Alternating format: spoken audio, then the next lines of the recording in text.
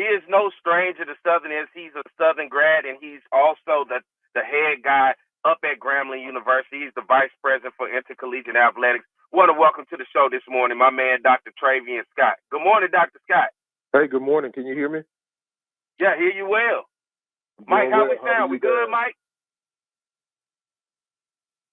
Okay, we all good. Mike back at the studio say we good. Man, Dr. Scott, good to have you on this morning, man. As always, love to have conversations with you because your honest thought into how you make things work up there at Grambling. And big news for you guys this week is you just named a new head basketball coach. Let's jump into that, coach, Dr. Scott, and talk about your new coach.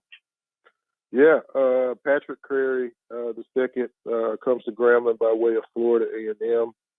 Was there for a season, historic season for them.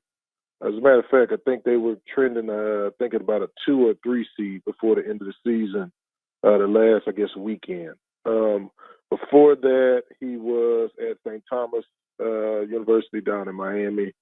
Prior to that, he was Washington and Venice in the D.C. DMV area. Extremely bright, articulate, fierce competitor, high IQ guy, recruits his tail off, understands this league, understands where we are resource-wise, but also, is someone who understands the foundational aspects of building a program without losing the momentum that we have now. So I think that's important. When you have those two things, I think it plays well for more of a sustained level of success, right? It's great to win it 1 year, and then the next year you may be, a little inconsistent with it. But I think his approach is something that will play well up on Exit 81. You look at Grambling basketball last year, you guys go off and win your first NCAA tournament victory ever in school history. This year, you guys win the opening round. You knock off the SWAC regular season champ Southern University, the rival in the court. Huh? You remember that, huh? We can't forget that, man. Come on. Look. Coming out with the regular season champs, we expected, we were thinking, but when I saw the draw, it's like, man, that's a tough draw. Grambling 3 times in the season is tough. And, getting past Grambling twice in the regular season, we knew it was going to be a tough game as it went into overtime, but you found success when it mattered and winning that quarterfinal game in the SWAC basketball tournament. But for you, with this program headed in the direction, what is your vision for basketball at Grambling State, in which we often talk so much about the G in football, but now basketball is starting to become a reality of a good program at Grambling? Yeah, and not just basketball, but baseball. I won a championship last year. Soccer's played before this year, played for a championship 5 years straight and won one.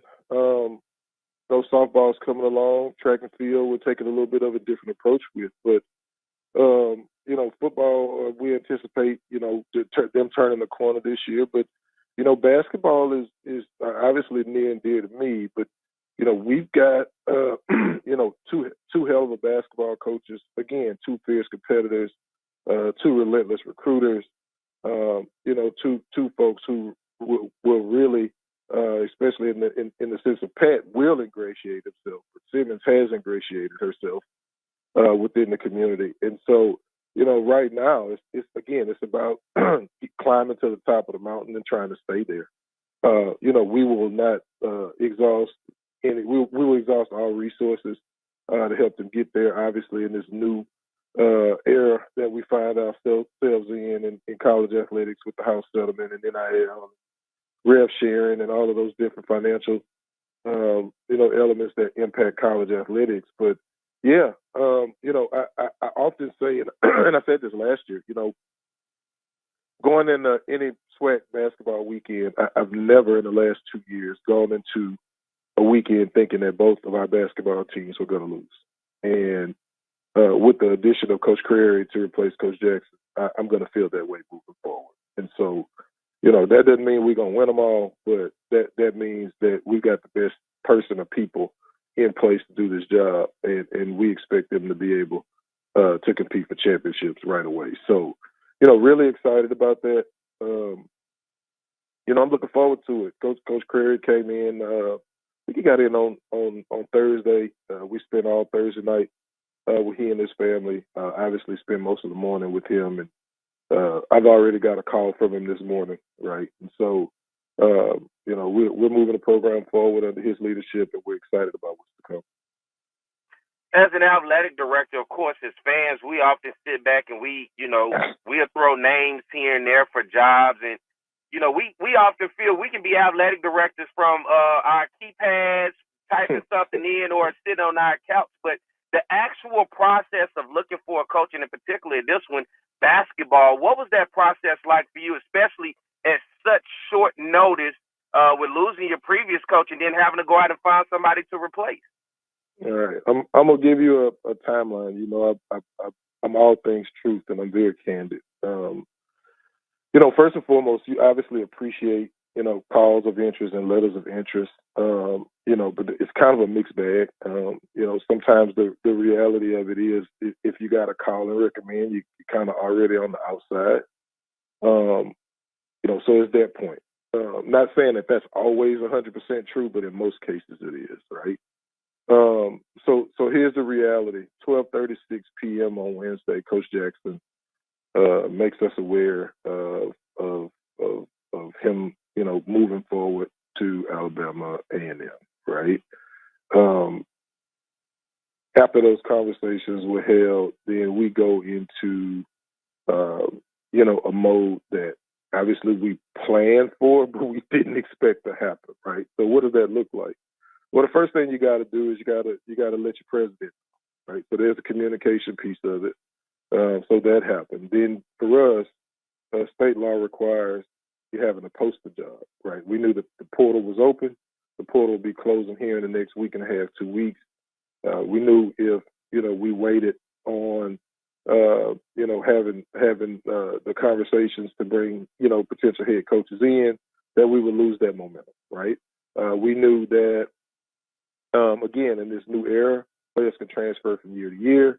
When a coach leaves, a student athlete can leave. They could either go with him, or they've got 30 days if the portal's not even open to decide they want to get in. So all of these things are at play. So at that point, make the president aware, immediately move to have the job posted open, just to put us in a position where we could have an accelerated search. I said yesterday we were very comprehensive, but very intentional and specific as to what we wanted in terms of a profile of a coach. The good thing about being notified on Wednesday was that the Final Four and the coaches convention took place Thursday, Friday, Saturday, right? So, once we got the communication piece up to Dr. LaMelle, the HR piece taken care of, now we're working the travel, right? So we're headed to San Antonio.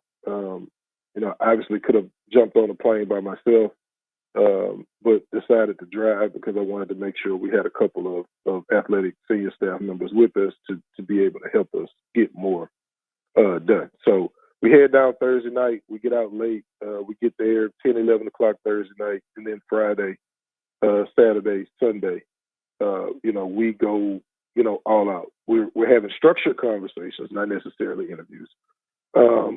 Getting to know folks, having conversations, breakfast meetings, lunch meetings, dinner meetings, having sidebars at events, and we began to kind of amass a list of candidates that we knew were strong. All the while the job posting is open, and again, it's still in that comprehensive setting. So from there, job has to stay up for 5 days.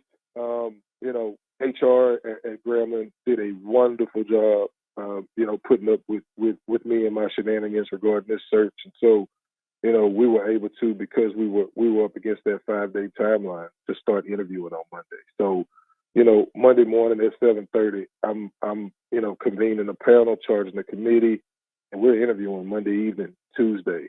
Late Tuesday night, I'm going through a process with our team, and trying to figure out where we're going in terms of who's the guy, all right, and who's the second and the third guy, right, if something, falls through, obviously. Then we go into, of course, having conversations with the president, making a recommendation. Then we have to talk to agents, representatives. Then we got to worry about the logistical piece of it. How do we get that candidate here with his family in a short amount of time. And obviously, and I kind of skipped the save the date on Tuesday. When we did the save the date, we did not know who the candidate was going to be. We knew we would have a press conference on Friday, regardless of who it was.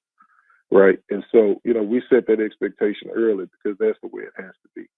Again, in this new climate of college athletics and understanding what it's going to take to keep the momentum going in this program. So I'm very excited about Coach Prairie. I'm very proud of our committee members, Taylor Stewart, my right hand and chief of staff, Terry Lilly, our dean of students, Marcus Kennedy, over student engagement, Tavius Maddox, we call him junior AD, was our student representative.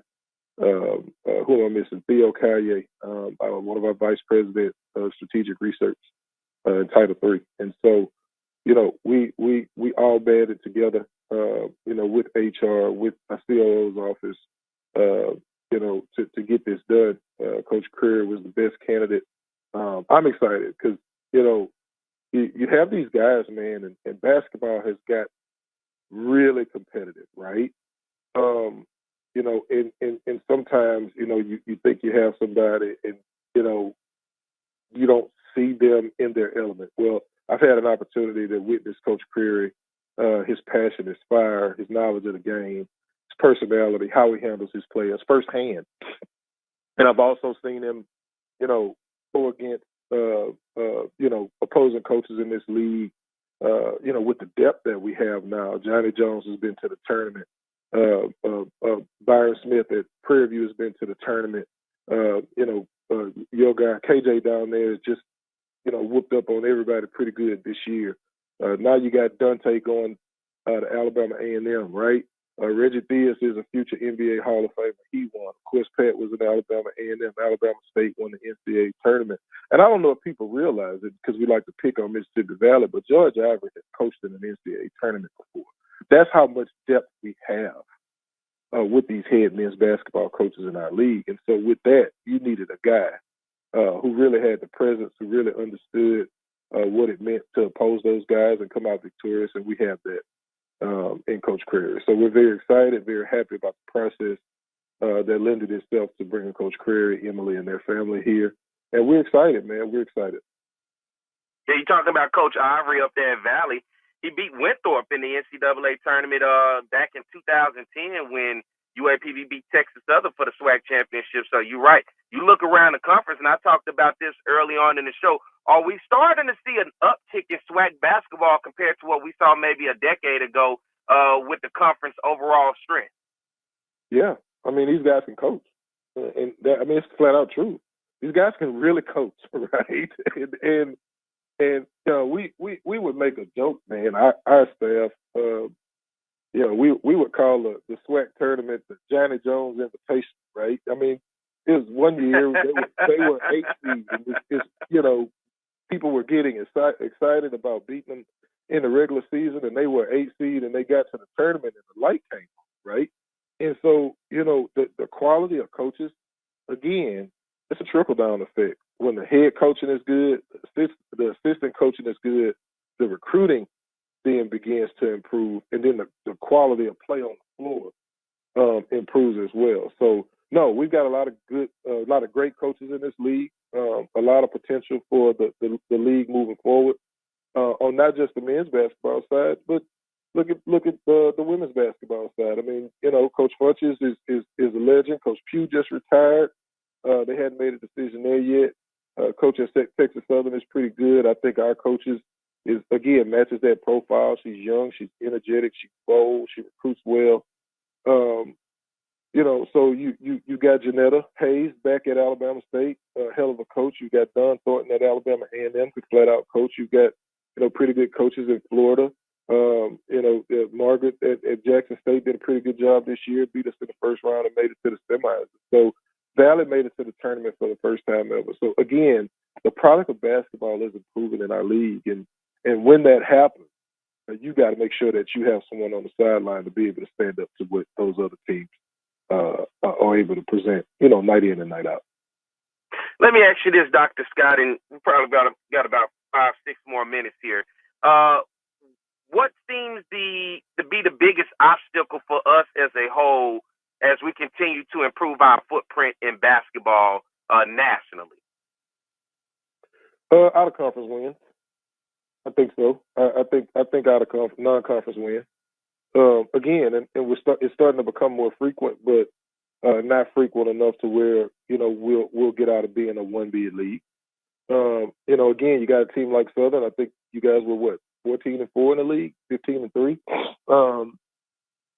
Traditional conferences you would get an automatic qualifier, but because we don't win enough out of conference games, because the RPI right on a strong holistically, we're having one bid situation. So I think that's the largest obstacle. Obviously, folks will say resources and money and NIL and that certainly may be the case, but we've got to find creative ways to ensure we remain competitive. And I know we are, and I've been told a couple of our counterparts within the league are doing it as well. So you just got to find your specific niche. Obviously, as HBCUs, we've got some unique attributes and qualifiers that lend the students to have a little bit different of an experience.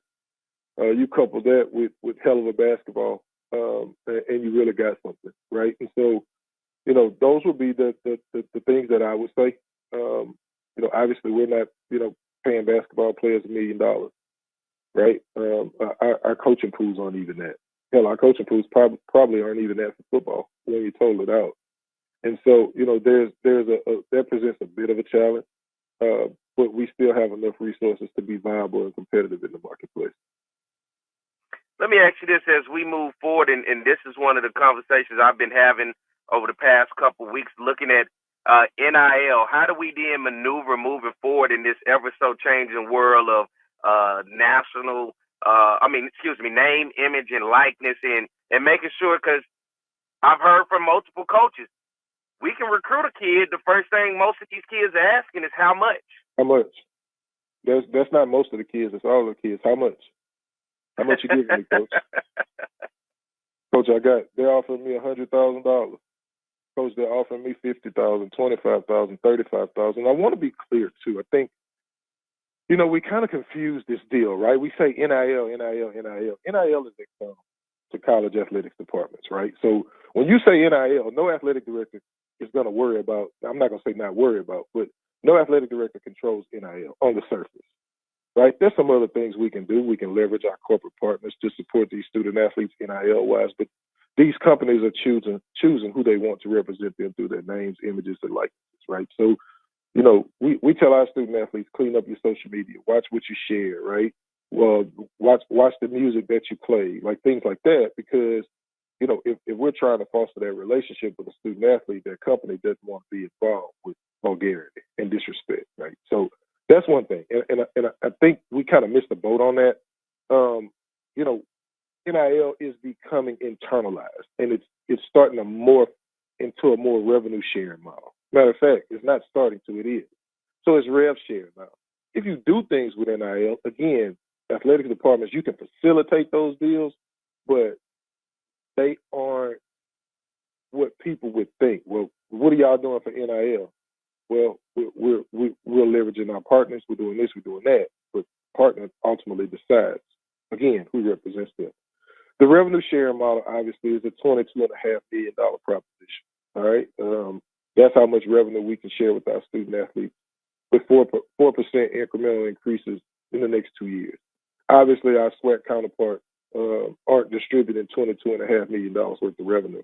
But that is the maximum that you can share. So any amount of revenue you bring in, you can pay out.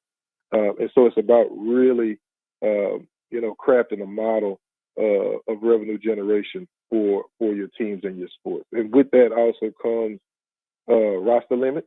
So now you got 105 for football. We've already adopted that. I believe you got 28 or 29 or something like that for soccer and 25 for softball. I think you got 15 for men's and women's basketball. So now you've got roster limits that you can scholarship up to those limits, right? So in some sports, the value is in the scholarship, and in some sports, the value is in generating revenue. Who's going to get the revenue? Well, in most cases, the sports that generate the revenue are going to be able to receive the revenue. Football, men's basketball, women's basketball. That's about where it stops. All right. Everybody else will get the value, scholarship-based value, in being able to get increased scholarships for their sports. Well, that's valuable because scholarships are $30,000 to some of these schools $75,000 a year. So that has a severe impact on the budget. So how do we balance our books, redistribute or distribute revenue, raise scholarships? I'm going to tell you how. We've got to buy tickets. Stop asking for freebies. All right? We can't eat your freebie. I tell people that all the time. My kids can't eat that. A knee brace for an offensive lineman is $1,000 a pair. All right?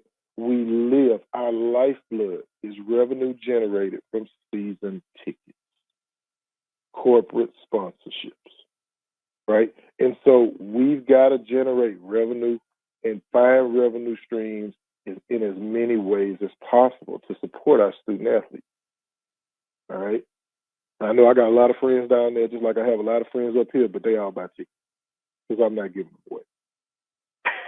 So you laughing? I'm so serious. Look, I'm serious with you because I'm not an athletic director, and I don't even work in athletics, but yet I know you as an athletic director. I can only imagine the calls that you get because I get outrageous DMs and messages all the time of people asking me to get them free tickets and free stuff to events. So what was I can only imagine.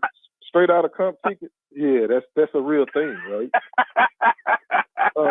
Listen, Dr. Scott, I'm up against a tough time, man. Go ahead, give me a close out for me. No, I just want to make sure that we all know that I know we're here to talk about basketball, but also understanding where we are in terms of the revenue piece of this deal. And whether you're a Southern fan, a Grambling fan, a Jackson fan, a FAM fan, buy tickets, support your student athlete, and I promise you all, you'll continue to see the level of play in this league across the board, raised. So we'll raise the standard. It's some talented ADs and coaches, and even presidents in this league, and everybody needs to get on board and support your institution. So that's how I close this morning.